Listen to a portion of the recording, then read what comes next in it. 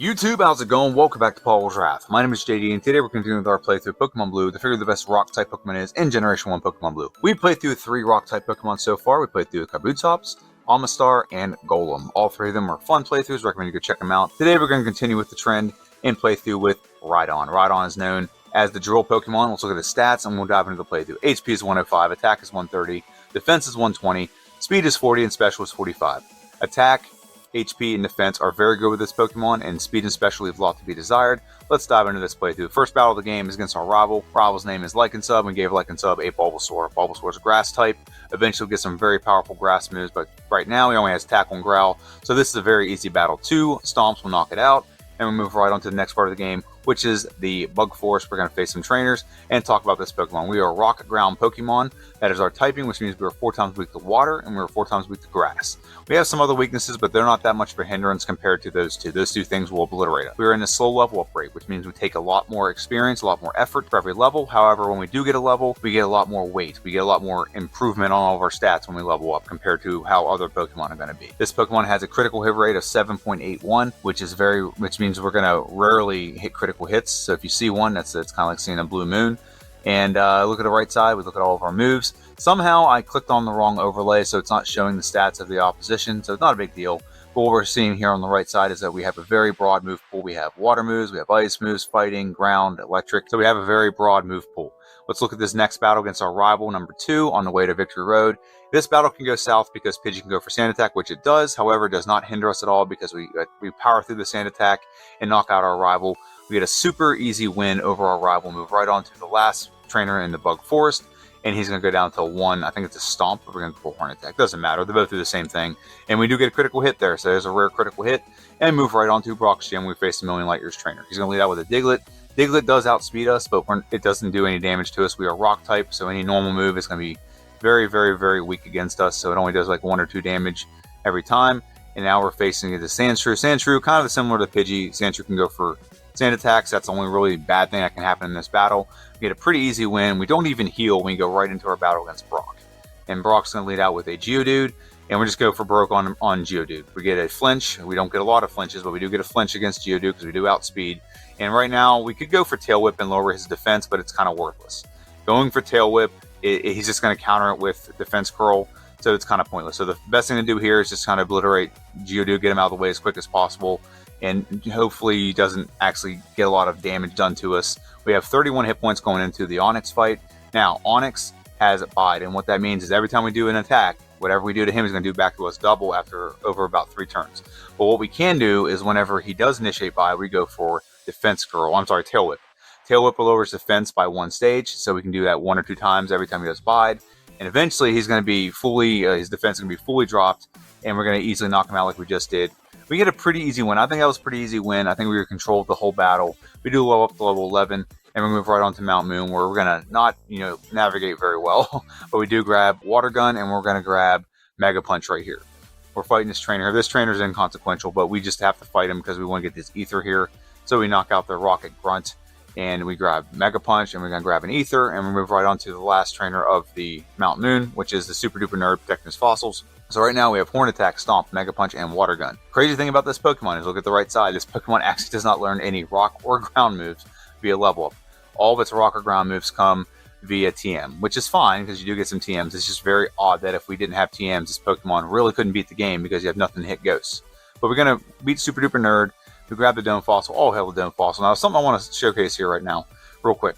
So we're going to go ahead and look at this. Look at the time. It's 11 minutes and 55 seconds. This is something that happened in this playthrough. It doesn't really happen actually at all because I've always done this. So whenever I play through with Pokemon, I use a controller. It is a red wireless Xbox One controller. And I've used Xbox for pretty much since I was a teenager. It's a controller I'm familiar with. There's nothing about it that throws me off. So that's what I've always used when it comes to playing console games, and I've used that to play computer games as well, now that I have a pretty good gaming computer. My friend is going through a separation with his wife, so he borrowed my controller this weekend. So I have another controller. I have 3 other controllers, but none of them are wireless, and all of them are not Xbox. I have a PlayStation controller that actually works horribly with the computer, so I don't like to use it. There's actually some lag, but the one I end up using is a Bowser Switch controller. Now, in this controller, where the start button is, there's 2 buttons that are right next to each other. One is start, and one is like a home button. and I kept hitting this home button throughout the course of this playthrough. So there's a little bit of time skewed here. So you're going to see like a time jump from 11 minutes 55 seconds to 12 minutes and 12 seconds. I eventually get this to where I can go back to it really quick, but I kept accidentally hitting this and didn't want to restart this playthrough a million times. Keep that in mind, that there is some inflation of time with this Pokemon that will be rectified in the second playthrough, and I think we're going to get a much better time in the second playthrough. But just keep that in mind, that this kept happening over and over and over again. Sometimes I did it on, like, I'd have to actually start looking down and hit the start button. So near the end, I stopped doing it, but it probably inflated the time by a good minute, maybe even a minute and a half. So keep that in mind. So that's why there's such a time jump between 11:55 and 12, is every time I go to hit start, I'd accidentally hit this home button.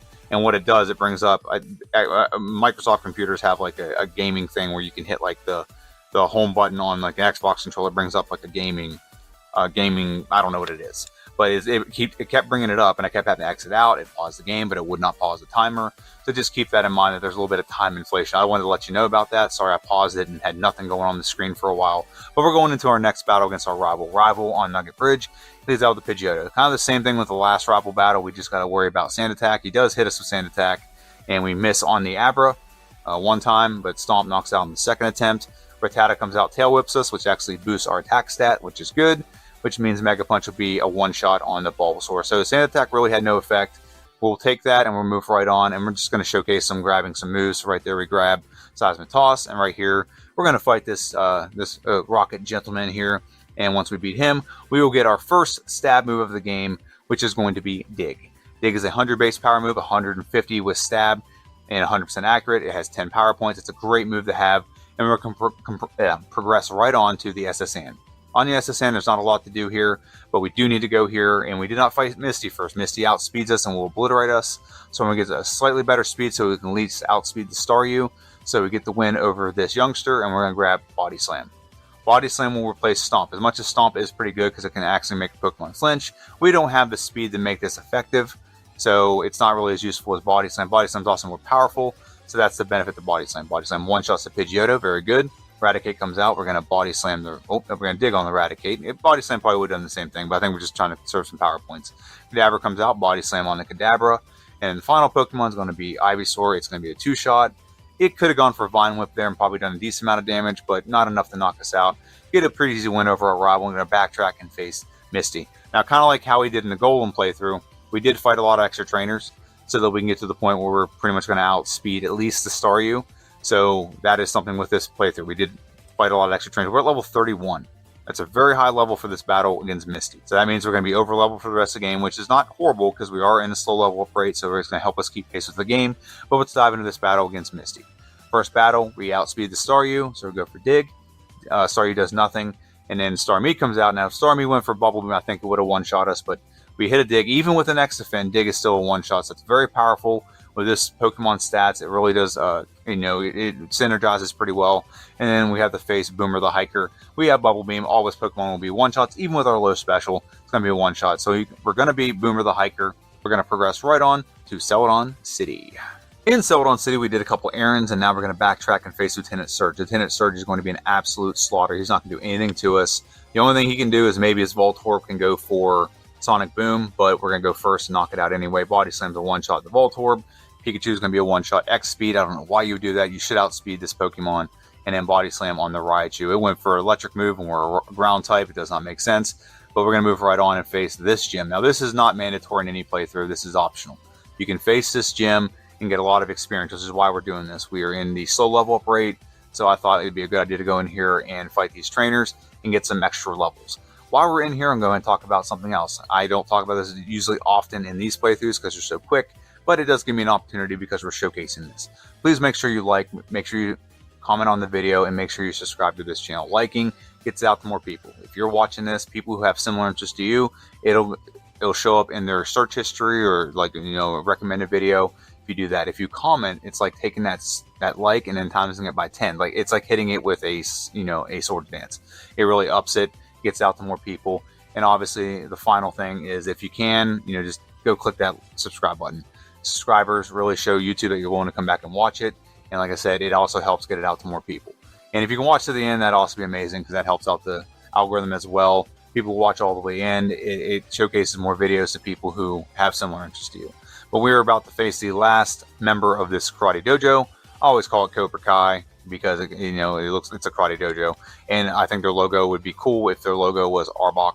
But we're gonna go ahead and go for Dig on the Hitmonlee. We knock it out, and now we go for Body Slam on the Hitmonchan. It's gonna be a 2-hit knockout, very good. Hitmonchan should have gone for Ice Punch there, but I digress. We're gonna move right on to Giovanni. Giovanni is going to come out with an Onyx, and we have Bubble Beam, so this will be a one-shot. Rhyhorn will come out, and we're going to go for Bubble Beam on the Rhyhorn, very good. And then Kangaskhan will come out, and Bubble Beam will not be a one-shot, but Body Slam looks like it's going to be a 2-shot. Rage does nothing to us. It really barely tickles us. Get a pretty easy win over Giovanni number 1. He's going to go on Batman and disappear. We're going to grab the Silph Scope, a Super Potion. Now we're going to progress right on to our rival in a Pokemon Tower. He's going to come out with a Pidgeotto. We have Rock Slide now. Rock Slide is a one-shot, very good. Gyarados comes out, Rock Slide on the Gyarados, very good. Our rival it's a cheater, and he has a Gyarados with Hydro Pump in that battle, so keep that in mind. So if we miss, we could get one shot by Hydro Pump, and we're going to Body Slam the Kadabra, and we're going to Body Slam the Ivysaur. So pretty easy win over our rival, and progress right on to, we're in Silph Co now. We're not going to face Silph Co just yet, but we did want to pick up Earthquake. Earthquake is the same power as Dig, it just takes less turns, and then we can actually apply our power points and get a little bit of a boost in how many power points we have. We are facing Koga now, and Koga is going to be an absolute slaughter because he is poison type. We have Earthquake, we have very high attack. He's not going to survive any of these attacks. We don't even get hit at all. We have full health. We obliterate Koga, super easy, barely an inconvenience. If you don't know what that's from, there's a YouTube channel out there called Pitch Meeting where they pitch movie. It's very satirical, it's very funny, and he say that in there all the time, so I've just picked that up over the years. And now we're facing Blaine. Earthquake will one-shot the Growlithe. We don't outspeed the Ponyta, so that can be concerning if Rapidash decides to go for Stomp repeatedly, or decides to go for Fire Spin. That can be bad, but we do knock out the Rapidash, and now we knock out the Arcanine. Very convincing, very easy win over Blaine. One-shots across the board, and that progresses us right on to Erica. Erica is a gym you want to avoid when you have a rock Pokemon, because she's going to obliterate you if you're not a high enough level to outspeed her. We one-shot the Victory Bell, one-shot the Tangela, and we've just basically over-leveled to the point where this gym's just not a problem. And we beat Erica and progress right on to Silph Co, where we face our rival. Rival number 6 in Silph Co. He leads out with a Pidgeot. Pidgeot's going to go down to 1 Rock Slide. Rock Slide's a risky move, by the way. It only has 90% accuracy. That's something you got to worry about. Gyarados is also a one-shot. We're also going to one-shot the Growlithe, so we're having a pretty good trend with this playthrough, or this Pokemon so far. We are going to one-shot the Alakazam. It does hit us with Confusion because he outspeeds us. Earthquake one-shots the Venusaur. Clean sweep over our rival. And we take very little damage from Confusion. And we one-shot every Pokemon on his team. And that leads us right into Giovanni number 2. And he leads out with a Nidorino. If we just spam, we can actually just spam Earthquake here. And we can just win this entire battle. So let's go down to Earthquake. It's going to one-shot the Kangaskhan. Very good. It's going to one-shot the Rhyhorn. And the last Pokemon is going to be Nidoqueen. We're going to one-shot the Nidoqueen. Very good. Super easy, barely an inconvenience. I know I say that a lot, but this Pokemon really does get to a point where it just obliterates the game. The only thing you have to worry about is, like in this battle, is being outsped by certain things. We don't have great specials, so this can be scary. Look how much Kadabra did with Psybeam. That's not a lot. However, if we're looking at like a move called Psychic, and it's Alakazam who's a lot more powerful, that could be bad because it's a much better stat. So Psywave, look at what Psywave did to us. Psychic might have one-shot us there, but we do beat Sabrina and her whip and move right on and face Giovanni. We're saving here. We probably didn't need to save. The only Pokemon in here we don't outspeed is the Doug Trio, but everything else we're going to outspeed. Rhyhorn comes out. We're going to go for Earthquake on the Rhyhorn. That's a one-shot. Very good. Doug Trio comes out, goes for Guard Spec, which means we're probably going to win. One shot on the Nidoking, I'm sorry, is going to come out. Earthquake on the Nidoking. It's a one-shot, and Rhydon comes out. And we don't one-shot. We should have kept Bubble Beam just for this battle, but we do get a two-shot knockout. And we take absolutely no damage at all, and we get through that battle with full health. And we're going to save right before this battle. We've added Mimic, and the reason why we're going to add Mimic is Mimic's going to give us the ability to copy a move from the first Pokemon that comes out, which is going to be Pidgeot, and we're going to copy Agility. This is going to give us a couple things. One, it's going to let us outspeed. So a couple Pokemon on this team we don't outspeed. For example, we don't outspeed the Alakazam. Alakazam will still hit us, but we are full health. And we're going to go ahead and knock out. And we're fully boosted stats as well. So this means we're going to one-shot everything on this team as long as we're hitting. Maybe on that one I should have gone for Body Slam just to make sure I don't miss. One shot on the Growlithe. One shot on the Alakazam. We outspeed now so we don't get hit by anything. And we don't level up in battle. We obliterate the Venusaur. And now we're heading on to the Elite Four. Now that we're in the Elite Four, we'll go over our stats and our moves real quick, and then we'll dive into the Elite Four. Stats are as follows. Attack is 201, defense is 189, speed is 96, and special is 102. Those are out of battle stats. When we get in battle, all the badges will be applied. So attack becomes 226, defense becomes 212, speed is 108, and special is 114. We're going to look at the moves for this Pokemon. I want to talk about the moves real quick. Body Slam, Rock Slide, Earthquake, and Mimic. I don't plan on changing any of those, but this is the only rock Pokemon that we're playing through in this challenge that does not have a naturally learned badge boosting move. Kabutops had Swords Dance. I think it also had Harden, but it had Swords Dance. Omastar had Withdrawal. You had Golem had Harden and Defense Curl, so both of them do the badge boost as well. And when we look at Aerodactyl, I think Aerodactyl has Agility, and Onix also has Defense Curl and has Harden. But this Pokemon does not have any naturally learned stat modifying moves, so that's something we had to contend with this. And it's the only Pokemon in the slow level up race, so that's the other problem. But that's just something about this Pokemon. It's a little bit different. However, its stats are amazing when it comes to HP, attack, and defense, so I guess it offsets a little bit. Let's dive into the Elite Four challenge. First member Elite Four is Lorelei. She has a lot of ice Pokemon, which means they're also water type, so she could obliterate us if we don't do the right thing. Dugong comes out, and the first thing we're going to do is go for Rock Slide, knock out the Dugong Gong Gong. Very good. We'll go for Rock Slide on the Cloyster. It's a one-shot as well, so off to a good start. Mimic, we're going to Mimic Amnesia. Now, if this Pokemon Slowbro just went for Water Gun, we might be in some pretty dire straits. But at this point, we've got Amnesia boosting our special. So even if it goes for Water Gun, it's not going to do that much damage. And come on, a couple more Earthquakes.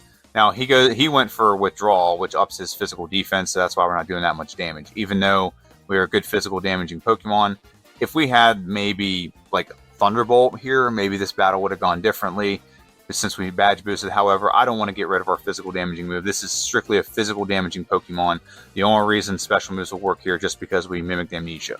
We get the win over Lorelei, first try victory, and move right on to Bruno. Bruno comes out with Onix. We're going to go for Earthquake on the Onix, and pretty much we should just spam Earthquake. There's no reason to go for anything else with this Pokemon. We're going to spam Earthquake. We level up level 59, and Hitmonlee goes down to 1 Earthquake. Onix goes down to 1 Earthquake. Does Machop survive an Earthquake? He does. However, he pretty much does nothing. We get the win, get the knockout over Bruno, and progress right on to Agatha. Agatha has the Agatha Lodge. She can confuse you, paralyze you, put you to sleep, and poison you. So we're going to go ahead and face her. Now, we do have a very effective move, an Earthquake. She puts us to sleep. This could go south very quickly. Look how much damage that did. We had a lot of damage sucked out of us. That's bad, and we're confused. So that's something I got to contend with. Rock Slide will one-shot. We'll one-shot everything in this, every Pokemon she has. We just got to be very careful about what happens here. So it looks like we're about to get knocked out. We get put to sleep, and we wake up. Nope. So we're going to take our first reset of the game against Agatha. Like I said, man, the sleeping, the poisoning, paralyzing, all those things can really be detrimental. But when she misses, we absolutely obliterate her. The only thing that really Golbat can do is confuse us, which it does, which sucks, but it is what it is. Earthquake on the Haunter. It's a one-shot as well. Very good. If we can power through the confusion, we're going to obliterate her. Absolutely. But it's just about getting through that confusion. So we get poisoned, and we're confused. We one-shot. It's a very easy win over Agatha when things go our way. Being put to sleep is very detrimental against her. And we're going to move right on to Lance. Now, Lance is a problem because Gyarados is a problem because it will one-shot us every stinking time. However, when Rock Slide hits, we knock it out. And now we just got to go for Air Agility, and we're going to boost our stats a little bit. Probably don't even need this, but I thought I'd do it just to be safe. And we're going to go for Earthquake on the Dragonair. Very good. Earthquake on the second Dragonair. Very good. And we'll go for Rock Slide on the Aerodactyl. Is it a one-shot? It is. And in the last Pokemon Dragonite, it's a one-shot as well. So very convincing, very easy win over Lance. That was one I was very concerned about because I know what Gyarados can do. It's why we did a lot of extra leveling up early. And then Pidgeot comes out. We'll go for Rock Slide on the Pidgeot. Wing Attack does nothing to us. Very good. The next Pokemon is going to be Alakazam. We're going to mimic a move from Alakazam. This is a risk because our low special, he can go for some special moves and really do a lot of damage to us. But I don't think he's going to knock us out. Even with Psychic, we're going to knock him out in one hit. And now we have the opportunity to set up on his Rhydon where we can go for Recover while he goes for Tail Whip and he goes for, what's the other one? Leer. And what this does is every time he does this, it will lower our defense a little bit, but it also is going to up our stats around it. So our attack went up, our speed went up, our specials going up, etc., etc. Earthquake is a one-shot on the Rhydon. And so I think we're +3 on attack right now. Rock Slide on the Gyarados. It's a one-shot, very good. Arcanine comes out. We outspeed the Arcanine. That was one of the benefits to having that badge boost. And an Earthquake on the Venusaur. Do we get the one-shot? We do. We obliterate our rival, the champion, and now we're going to time locked into the Elite Four. and our time is locked in at 55 minutes and 34 seconds. Like I said, a lot of time screw-ups in this game because of the controller, so I'm confident this Pokemon can easily get under 55 minutes. Will it get under 50 minutes? I don't know. Well, let's go ahead and look at the tier list and see where this Pokemon stacks up. So as of right now, based on the time that we just showcased and based on all those things, Rhydon is landing right here behind Magmar and right in front of Raichu. So we're going to move these around real quick and we'll come back and talk a little bit more about this Pokemon. Now that our tier list is up to date, let's talk a little bit about this Pokemon. I am very confident this Pokemon will end up at least in the B tier with our second playthrough. It literally is missing the B tier by 34 seconds, and like I said, there was controller issues, and I will take full responsibility for that. That's going to be rectified in the second playthrough. Am I able to get 5 minutes shaved off this Pokemon? 5 minutes and 35 seconds. Can I get it under 50 minutes? We will find out. Now, if you compare this to the playthrough I had 2 years ago, I did a playthrough series where I did a versus series where it was Golem versus Rhydon, who was the better Pokemon. Rhydon took an hour and 11 minutes to beat this game. So the fact that we did this in 55 minutes is very, very telling as to how bad I played back then. I don't think I played bad. I just didn't have access to the stats. I didn't know who I outsped at the time, all those things. There's a lot of information you get by playing through with the overlay I have now, and it really does give you a leg up. Also, I clicked on the wrong overlay, so I wasn't showcasing the opposition stats and everything. So that will be something that will be corrected in the second playthrough. I'm confident this Pokemon will at least be in the B tier. We'll get to the A tier. We will see. It's gonna squeeze into the A tier. I don't think it's gonna be like it's not gonna be like a Marowak where I shave off like 15 minutes from this playthrough to the second playthrough. It's gonna be a playthrough where I'm gonna probably gotta find a way to just edge out a couple levels here and there, and edge out some time. And that's going to be the determining factor is how much time can I save. And I think I can squeeze out 5.5 minutes. I think I can easily do that. Can I squeeze out any more than that? We're going to find out. So I have a couple things coming up on this channel. So next Wednesday, we're going to have a playthrough of Qwilfish. Qwilfish is going to be a solo playthrough. It does not evolve. I think it evolves in future generations. Actually, I think there's like a different form it gets as well, and that one evolves. But Qwilfish is a solo Pokemon. It has a single stage in Generation 2, so that's going to be fun. And then I'm really excited about the optimized playthrough. I've taken a glance at some of its egg moves, and I'm really excited about that. And then next Friday, we're playing through with Aerodactyl. We only have 2 Rock-type Pokemon left, so Aerodactyl is one of them. And then the last Pokemon is going to be Onix, and that Pokemon is going to be... Both these Pokemon are not going to be fun. Aerodactyl has a huge detriment in Generation 1 where it does not get the moves it should be getting. It doesn't get access to Rock Slide. It doesn't get access to that, and Wing Attack is very horrible in Generation 1. That's not horrible, but I mean, it's much better in Generation 2. It's much more powerful, much more potent in Generation 2. It's only 35 base power in Gen 1. It's 60 or 65 in Generation 2 and on. So that's something you got to contend with. And this Pokemon just does not have a lot of things going for it. It does have agility, I guess. It does get access to Hyper Beam eventually. It's just not a great Pokemon because it's Generation 1. They just really screwed over some Pokemon. And this Pokemon is one of those Pokemon screwed over. I recommend if you want to get prepared for this playthrough, there is, I did a playthrough a long time ago of Aerodactyl. Recommend you check it out. But about maybe 3 months ago, I played through a What If. Like, what if Aerodactyl had its Generation 2 moveset where it had Rock Slide, it had a bunch of things going for it, and this Pokemon really does, blitz through the game if it has those things. But we were playing through with its normal Generation 1 moveset, so keep that in mind. I want to thank everyone for watching. If you made it this far, you are amazing. These videos come out next week. Make sure you check them out. Have a good one, and I'll see you guys next time.